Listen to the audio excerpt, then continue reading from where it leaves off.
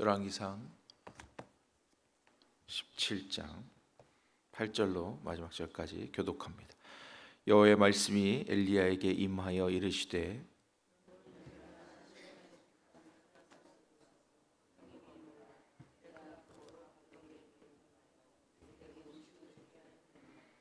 그가 일어나 사르밧으로 가서 성문에 이를 때에 한 과부가 그곳에서 나뭇가지를 줍는지라. 이에 불러 이르되 청하건대 그릇에 물을 조금 가져다가 내가 마시게 하라.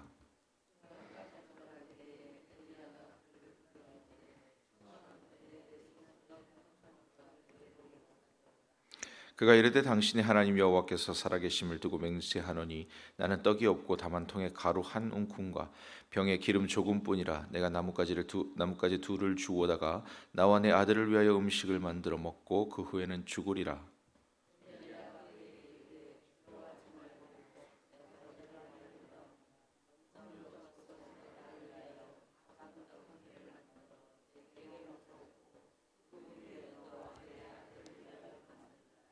이스라엘의 하나님 여호와의 말씀이 나 여호와가 비를 지면에 내리는 날까지 그 통에 가루가 떨어지지 아니하고 그 병에 기름이 없어지지 아니하리라 하셨느니라.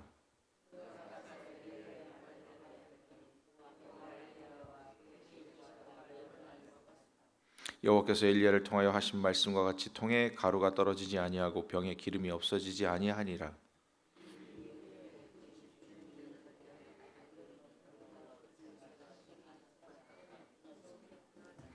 여인이 엘리야에게 이르되 하나님의 사람이여 당신이 나와 더불어 무슨 상관이 있기로 내 죄를 생각나게 하고 또 내 아들을 죽게 하려고 내게 오셨나이까.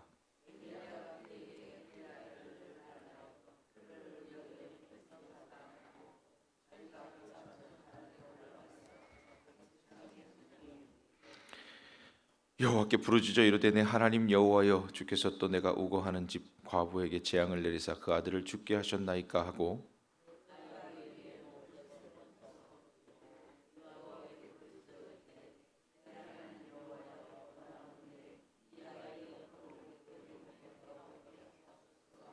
여호와께서 엘리야의 소리를 들으심으로 그 아이의 혼이 몸으로 돌아오고 살아난지라.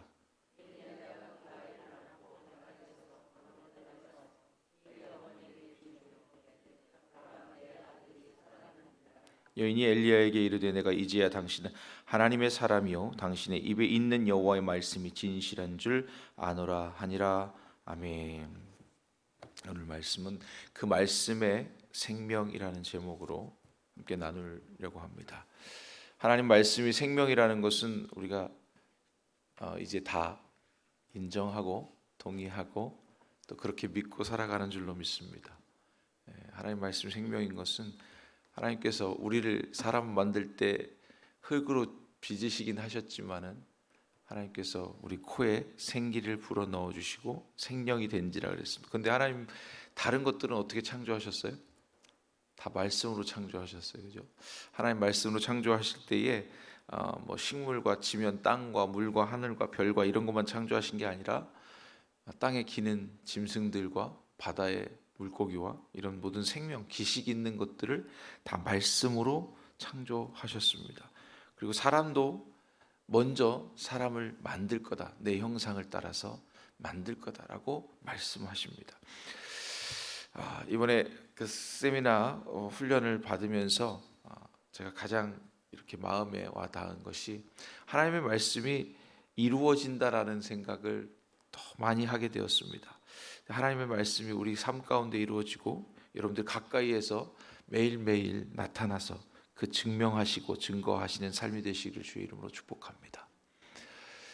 그래서 제가 세 가지를 한번 생각해 봤는데 오늘 말씀하고는 또 별개로 이번 세미나 중에 생각한 내용인데 하나님이 들으시는 게 우리의 입에서 나오는 말이에요. 우리 입에서 나오는 말은 왜냐하면 하나님과 같은 하나님과 거의 닮은 그런 형상으로 만드셨기 때문에 우리 입에서 나오는 말씀을 들으신다. 근데 우리 입에서 말이 나오려면 어떻게 해야 돼요? 생각을 해야 돼요. 생각. 우리 마음. 그래서 마음과 생각을 하나님 다 들으시는 거예요. 아시는 거예요. 그래서 말만 이쁘게 하면 안 되고 생각까지 이쁘게 해야 돼요. 어렵죠? 그래서 예수님께서 말씀하시기를 살인한 자마다 죄 짓는 거에 대해서 얘기하니까 너희가 형제를 미워하는 마음을 품었거나 여자를 보고 음욕을 품었거나 그런 생각만 해도 돼 죄라고 말씀하시는, 그 죄라고 말씀하시는 그 요지는 뭐냐면, 그러니까 하나님 의지해라, 내 말을 들어라, 그런 말씀이시기도 하지만, 그래서 사람에게는 의를 찾을 수 없다는 말씀이기도 합니다. 근데 하나님이 우리 말을, 입에서 나오는 말을 들으시고 우리의 생각을 들으시는 것처럼 또한 우리의 글을 하나님 보십니다. 그래서 제가 여기다 글 써놓는 것이 굉장히 중요해요. 저 같은 경우도 이렇게 글 써놓고 끄적끄적 해놓은 거 이렇게 나중에 다시 보면, 아, 내가 그때 이런 생각을 했었나? 완전히 잊어버리거든요. 우리가 메모하는 습관 기르는 이유가, 머릿속에 복잡한 생각들을 이렇게 종이에다 써내면요, 조금 써놓으면 이 복잡한 게 조금 사라집니다. 여기다 위임하는 거예요. 내가 써놓은 그 자리에다가. 그래서 버리는 거예요. 나는 이걸 기록해서 보관하려고 생각하고 거기다 쓰지만 사실은 거기다 써서 버리는 거예요. 그리고 머리를 좀 맑게 한답니다.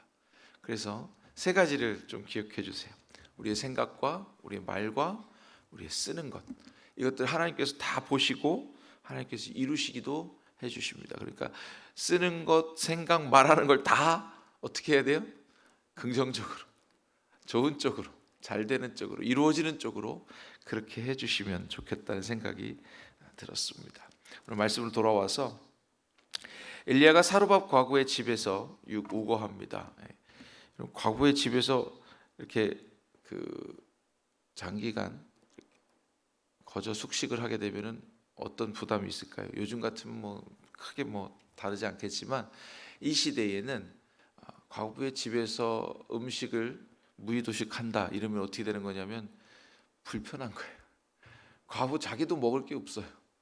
그리고 일할 만한 기껏해야 이삭 줍고 어디서 이렇게 주는 거, 또 얻어지는 거, 힘든 일을 할 수 없으니까. 당시엔 식량 자체가 절대적으로 양이 부족한 때고, 게다가 여긴 3년 반 동안 비를 내리지 않는 가뭄이 극심한 시대입니다. 이때에 많은 집들이 다 가난하고 다 배고프고 다 곡식이 없고 먹을 게 없는 상태예요. 근데 유독 사르밧 과부에게 하나님이 엘리야를 보내십니다. 그럼 사르밧 과부에게 엘리야를 보냈으면, 아유, 같이 먹을 거 없는 시대에 왜 우리 집에 와서 축을 내나, 이렇게 되는 건가요? 어차피 먹을 거 없는데. 오늘 과부가 고백합니다. 뭐라 그래요? 내게 떡 같은 건 있지도 않을 뿐더러 나 그나마 가루 조금과 기름 조금 있는데 한 번 먹고 더 이상 먹을 게 없습니다. 그렇게 고백하고는 나뭇가지 두어 개를 주워다가 이제 그것을 만들어서 먹고 죽을 작정이다 이거예요. 마지막 식량이에요.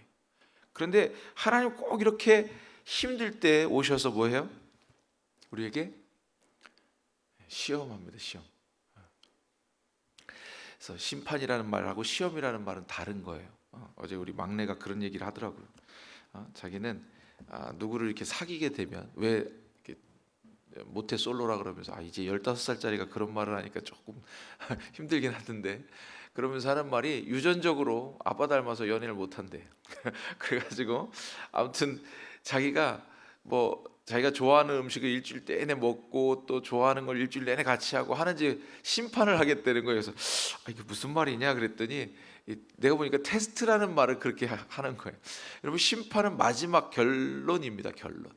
근데 그런 거는 시험이라고 하는 거야. 테스트 또는 그렇게 말하는데, 오늘 이 사르밧 과부에게 엘리야를 보내신 하나님의 과정은 심판이 아니고 시험입니다. 그러니까 이제 그것을 먹고 죽고 끝내라는 것이 아니라 새로운 시작을 말하는 겁니다. 그래서 하나님께서 우리에게 오는 고난과 연단과 어려움은 어려움으로 거기서 넘어지라는 것이 아니라 그 어려움을 딛고 새롭게 무엇인가 하라는 뜻입니다. 유독 다들 어렵고 힘들고 가난한 때에 왜 사르밧 과부에게 하나님이 엘리야를 보내셨겠습니까? 그를 통해서, 그 여인을 통해서 우리에게 주시는 교훈을 주시기 위함입니다. 성경에 나오는 5천여 명의 인물과 그들의 역사와 배경과 그 공간들은 저와 여러분이 사는 배경과 삶과 이 시대를 다 비출 수 있습니다. 하나님 그렇게 많은 인물들의 이야기를 써놓은 이유는 우리가 그 말씀을 통해서 힘을 얻고 그 말씀을 통해서 하나님을 인정하도록 하시기 위함입니다. 그래서 오늘 말씀에 보니까 10절 9절에 보니까 내게 음식을 주게 하였느니라 라고 하나님 먼저 말씀하세요. 엘리야를 그냥 보낸 게 아니라 그 한 여인을 찾아가라. 근데 내가 그에게 이야기해서 너에게 음식을 주게 했다. 그전에는 뭐를 먹었어요? 엘리야? 까마귀를 통해서 하나님이 직접 공급하시는 은혜를 경험했습니다. 그런데 이제 이 땅이 기근이 얼마만큼 심하고 얼마만큼 힘든지를 엘리야를 통해서 보게 하고 엘리야가 어떤 생각을 갖게? 이제 무언가 하나님의 말씀을 실현해야 될 때가 오는구나. 이제 절박함을 더욱 느끼게 하시는 그런 마지막 단계인 거예요. 그래서 사르밧 과부에게 내게 그 과부에게 명령하여서 내게 음식을 주게 하였다 말씀하시는 거예요. 그럼 우리는 하나님의 음성을 들은 자, 먼저 들은 자. 엘리야는 그 말씀을 듣고 과부에게 갑니다. 그에게 가서 뭐 대단한 것이 있겠습니까? 이미 기근이 심각할 대로 심각한데도 하나님의 말씀을 듣고 그냥 가는 거예요. 까마귀를 통해서 먹이시고 살게 하시는 그걸 계속 해주시면 좋으련만 우리는 하나님과 가까이 있기를 하나님이 직접 공급하시기를 기대하고 살죠. 그런데 제가 이번에 세미나 지내면서 목장 안에 그러니까 목자님들이 목원들을 섬기는 모습을 다 보면서 야 정말 대단하다. 그래서 다 목회자들이 그런데요. 난 목사는 해도 목자는 못하겠어. 다들 그런데요. 근데 여기 제가 이제 머물던 목자님이 거기서 기도 제목들을 진짜 엄청 많아요. 저 어제 아침에도 그거 다 읽느냐고 15분 걸렸어요. 쫙 두 분이 다 목자님이 다 보내시는데 일주일 공짜가 아니었구나 그런 생각이 들 만큼 기도해야 되는 거예요. 그런데 거기서 기도 제목 가운데 제가 있는 동안 들은 내용 중에 목원 중 한 분이 자기 사업장 겨우 내서 거기서 지내는데 찬물 나와요. 그 다음에 겨울을 지낼 방법이 없는 거예요. 점점 날씨는 추워지는데 오늘 새벽에 또 왜 이렇게 추운 거예요? 더 생각나게. 그런데 어제 제가 거기 있는 동안도 기도했지만 같이 목원들하고.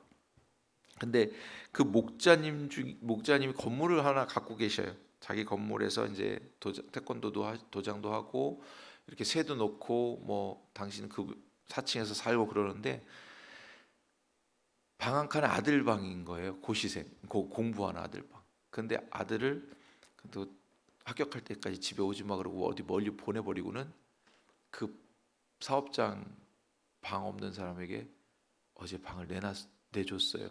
그러니까 그냥 와서 지내라고 한 거예요. 부동산 가지고 있는 분들 생각하기 좀 그게 얼마짜리인지 딱 보이잖아요. 월세 받으면 어떻게 나오는지. 근데 그렇게 했다고 아무한테도 얘기하지 말라는데 제가 여기서 얘기하네요 지금. 아무한테도 얘기하지 말라고 저한테 기도해 주세요 그러는 거예요. 그래서 제가 목자는 이렇게 살아야 되는 거예요. 당신은 목원이 갈 곳이 없으니까 아들을 내보내 버리고 거기다가 집을 겨울 동안 지내야 되니까 일단 그냥 들어와라 이렇게 이야기했대요. 그 말을 하면서 그 말을 하기 전에 저한테 기도 제목을 한 5가지를 당신의 가정의 기도 제목 한 5가지를 먼저 줬어요. 근데 그 말을 목원에게 방을 줬다는 얘기를 안 했으면 제가 부담이 없었을 텐데 거길 줬다 그러니까 이게 막 마음이 너무 무거운 거예요. 도대체 하나님은 어떻게 하시려고 그렇게 그들의 마음을 움직이십니까? 그러니까 하나님이 복 주시려고 작정하시지 않으면 그런 마음이 생겼다고 해서 그렇게 하지 않는다는 거죠. 하나님 마음을 주시면 그 마음대로 그 말씀대로 곧장 순종하는 게 가장 복인 줄로 믿습니다. 그래서 이 엘리야가 오늘 이 사르밧 과부 어떤 과부에게 너에게 음식 주라고 했으니까 가라 그러니까 그 말씀에 그냥 하나님의 말씀을 전하러 가는 거예요. 그냥 가서 뭐라 그래요? 물 좀 달라 그래요. 물도 없던 때예요. 물 달라 그러니까 물 줍니다. 그리고 떡을 달라 그러니까 떡이 어딨냐 그러면 화냈을 것 같아요 제 마음에는. 그런데 떡 달라 그러니까 제가 가진 거 이거밖에 없어요. 그걸로 떡 만들어서 갖다 줍니다. 그래서 하나님의 말씀을 전달하고 말씀을 순종한 엘리야에게 또한 그 말씀에 곧바로 응답해서 떡을 만들어 갖다 주는 사르밧 과부. 이게 믿음의 전달자와 어때요? 순종하는 자. 우리는 복음을 가서 전하면 내가 뭐 대단히 엄청난 말로 전해야 된다고 착각하는 경우가 많아요. 그런데 우리 하나님의 말씀을 그냥 전하는 거예요. 그럼 그것을 받는 자가 하나님의 음성으로 듣는 줄로 믿습니다. 그래서 오늘 전달자의 역할을 잘 감당하신 저와 여러분 되시기 바라고요. 두 번째는 말씀과 같이 16절에 보니까 이렇게 표현되어 있어요. 여러 날 먹었으나 여호와께서 엘리야를 통하여 하신 말씀같이 통에 가루가 떨어지지 아니하고 병에 기름이 없어지지 아니하니라. 아멘. 근데 거기 뭐라고 되어 있어요? 여호와의 하신 말씀같이. 말씀같이. 그래서 그녀가 빚어서 떡을 만들어서 줬습니다. 그리고는 여호와의 말씀을 받았어요. 뭐요? 그 통에 가루가 끊어지지 않는다. 기름이 마르지 않는다. 근데 그 결과를 며칠 여러 날을 먹었으나 엘리야를 통하여 하신 말씀과 같이 되었다. 말씀과 같이. 여러분, 이 말씀과 같이 되는 걸 한번 경험한 사람은 그거에서 떨어지지 않습니다. 그래서 그 목자가 그렇게 헌신할 수 있었던 거예요.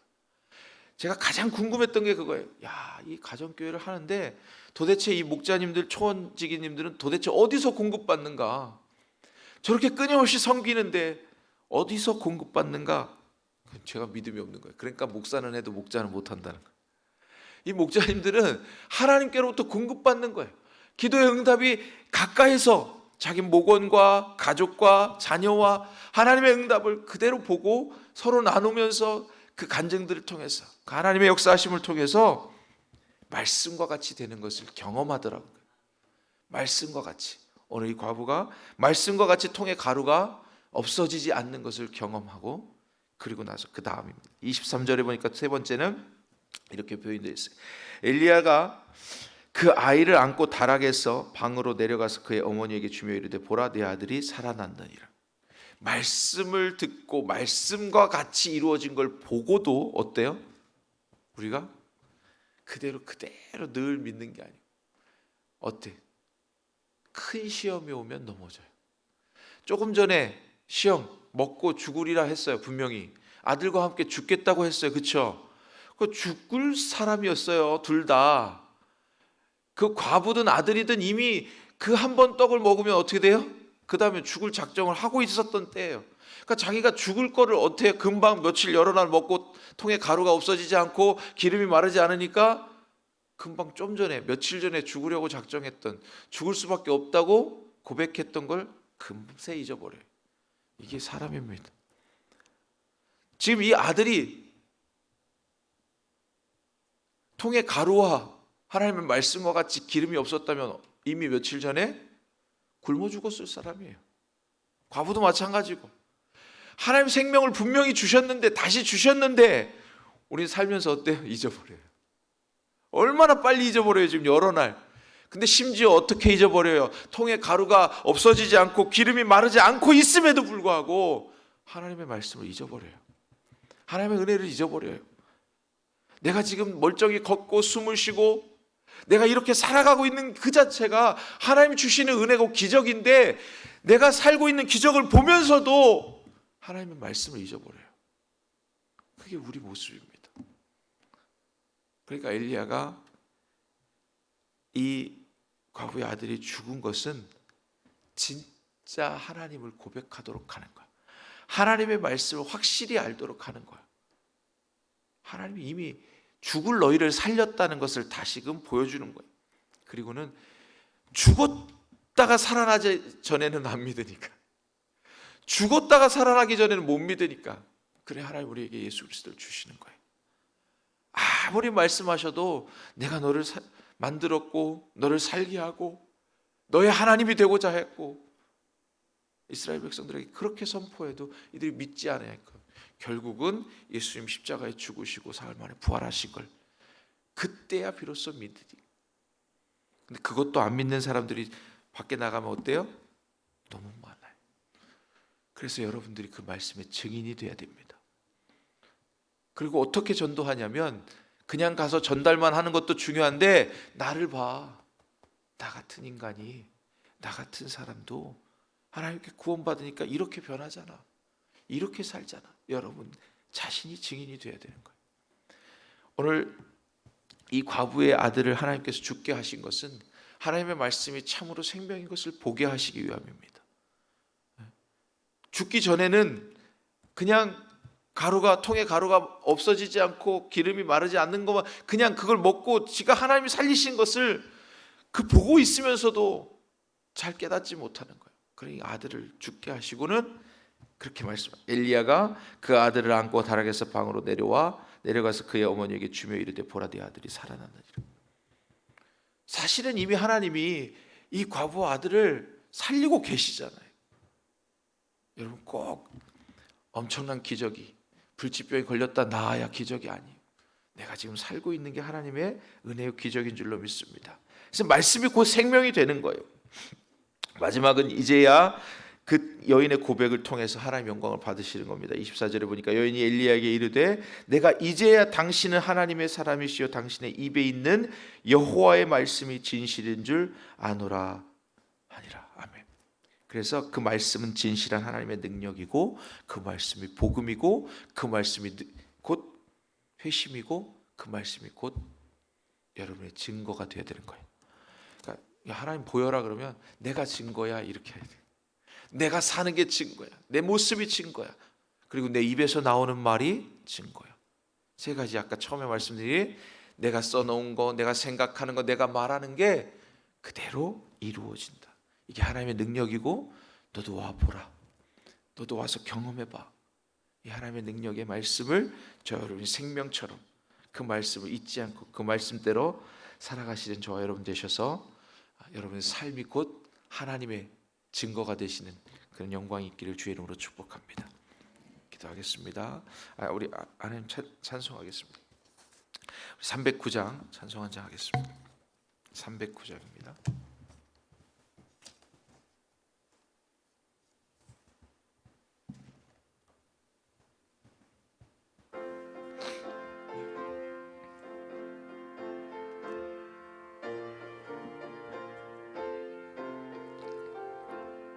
목마른 내 영혼 주가 이미 허락한 그 귀한 영생수 주여 갈망합니다. 그 약속 따라서 힘써 간구하오니 주여 내 기도 어서 들어주소서. 예수의 사랑 예수의 사랑 바닷물 결같이 내게 임하니 영광의 물결에 온전히 쌓여서 내 영혼의 기쁨 한량 없도다. 주 내게 약속한 금비 내려주시려 은혜의 저구름 건너편에 떠올라 그 귀한 징조가 내게 밝히 보이니 나 힘을 다하여 주께 간구합니다. 3절입니다. 은혜의 소낙비 지금 흡족히 내려 구원의 큰 강물 흘러 차고 넘쳐서 내 추한 모든 죄 모두 씻어버리니 나 지금 은혜를 충만하게 받았네. 4절로 넘어갑니다. 그 차고 넘치는 주의 은혜의 물결 힘차게 밀려와 내게 만족합니다. 오 할렐루야로 주를 찬송하오니 내 마음의 기쁨이 항상 충만함이라. 예수의 사랑 예수의 사랑 바닷물 결같이 내게 임하니 영광의 물결에 온전히 쌓여서 내 영혼의 기쁨 한량. 예수의 사랑 예수의 사랑 예수의 사랑 바닷물 결같이 내게 임하니 영광의 물결에 온전히 쌓여서 내 영혼의 기쁨 한량 없도다. 아멘. 우리 이 시간 기도할 텐데 우리 말씀 기억하면서 하나님의 말씀이 곧 생명이고 저와 여러분의 삶이고 또 능력인 줄로 믿고 또 그 말씀이 우리 삶 가운데 나타날 수 있도록 기도해 주시기 바라고, 또 우리 각자의 기도 소원들 놓고 기도하실 때 특별히 담임 목사님의 선교 일정 가운데 하나님이 늘 동행하셔서 우리 성민교회와 또 하나님 기뻐하시는 일을 감당하시는데 능함 더욱 크게 역사하시도록 기도해 주시기 바랍니다. 우리 주님 세 번 부르고 한번 기도하겠습니다. 주여 주여 주여. 은혜로 오신 하나님 아버지 감사합니다. 오늘 말씀하신 그 말씀이 하나님의 말씀이 되고 아버지 하나님 그 기적을 보면서 우리 삶을 통해서 우리 아버지 하나님 하나님께서 주신 은혜와 능력을 경험하면서도 하나님을 의심하고 바로